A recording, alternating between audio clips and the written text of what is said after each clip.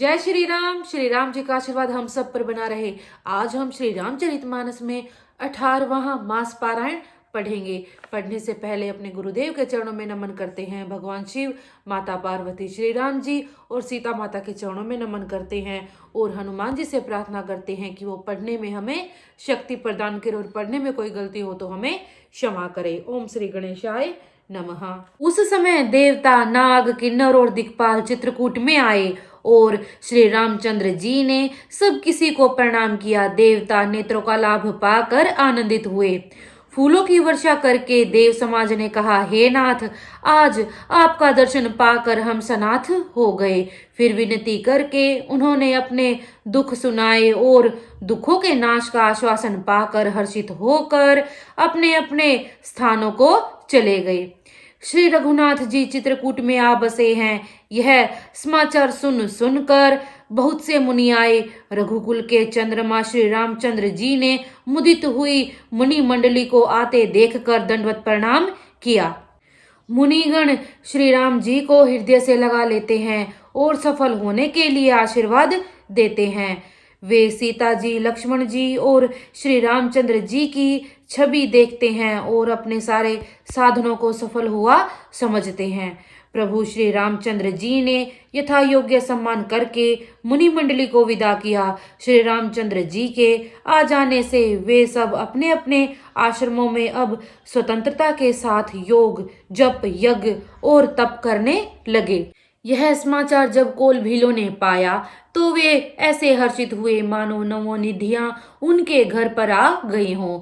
वे दोनों में कंद मूल फल भर भर कर चले मानो दरिद्र सोना लूटने चले हों। उनमें से जो दोनों भाइयों को पहले देख चुके थे उनसे दूसरे लोग रास्ते में जाते हुए पूछते हैं। इस प्रकार श्री रामचंद्र जी की सुंदरता कहते सुनते सबने आकर श्री रघुनाथ जी के दर्शन किए।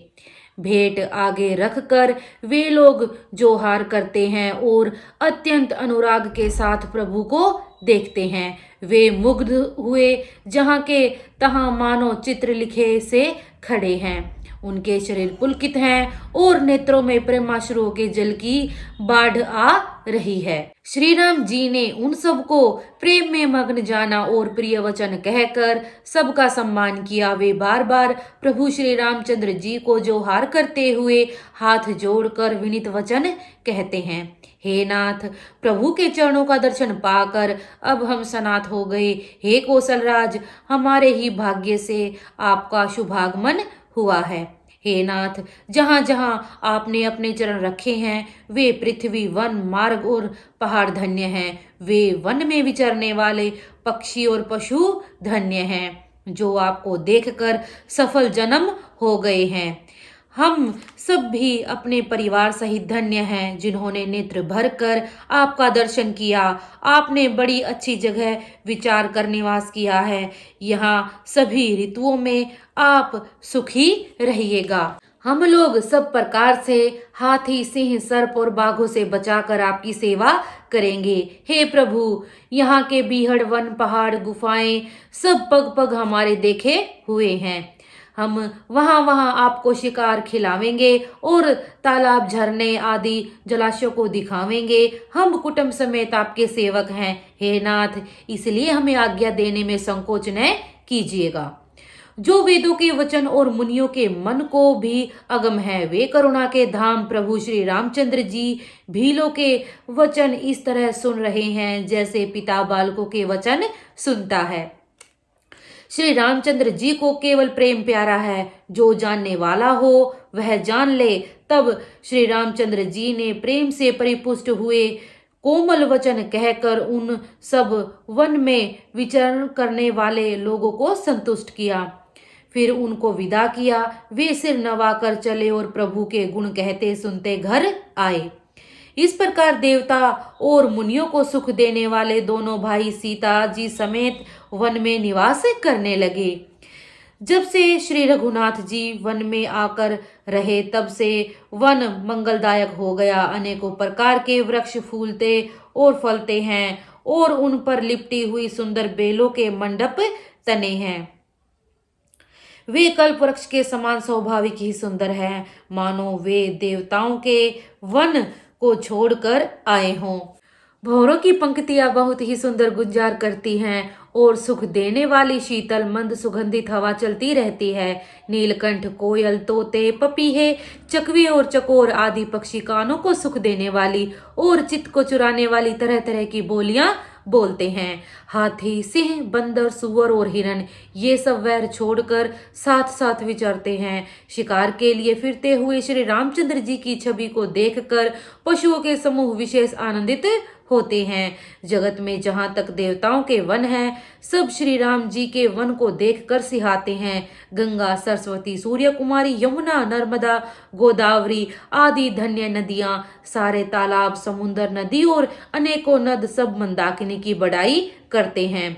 उदयाचल, अस्ताचल, कैलाश, मंदराचल और सुमेरु आदि सब जो देवताओं के रहने के स्थान हैं और हिमालय आदि जितने पर्वत हैं, सभी चित्रकूट का यश गाते हैं। विंध्याचल बड़ा आनंदित है, उसके मन में सुख समाता नहीं, क्योंकि उसने बिना परिश्रम ही बहुत बड़ी बड़ाई पा ली है।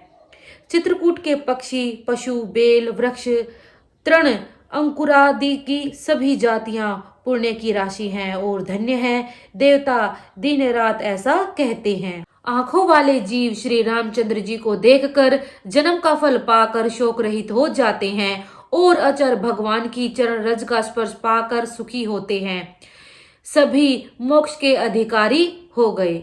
वह वन और पर्वत स्वाभाविक ही सुंदर, मंगलमय और अत्यंत पवित्रों को भी पवित्र करने वाला है। उसकी महिमा किस प्रकार कही जाए, जहाँ सुख के समुंदर श्री राम जी ने निवास किया। क्षीर सागर को त्याग कर और अयोध्या को छोड़कर जहाँ सीता जी, लक्ष्मण जी और श्री रामचंद्र जी आकर रहे, उस वन की जैसी परम शोभा है, उसको हजार मुख वाले जो लाख शेष जी हों तो वे भी नहीं कह सकते। उसे भला मैं किस प्रकार से वर्णन करके कह सकता हूँ।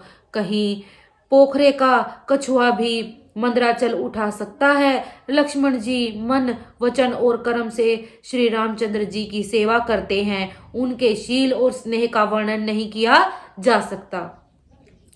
क्षण भर श्री सीता राम जी के चरणों को देखकर और अपने ऊपर उनका स्नेह जानकर लक्ष्मण जी स्वप्न में भी भाइयों, माता पिता और घर की याद नहीं करते।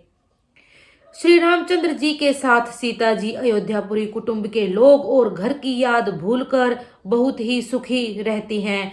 क्षण क्षण भर पति श्री रामचंद्र जी के चंद्रमा के समान मुख को देखकर वे वैसे ही परम प्रसन्न रहती हैं जैसे चकोर कुमारी चंद्रमा को देखकर।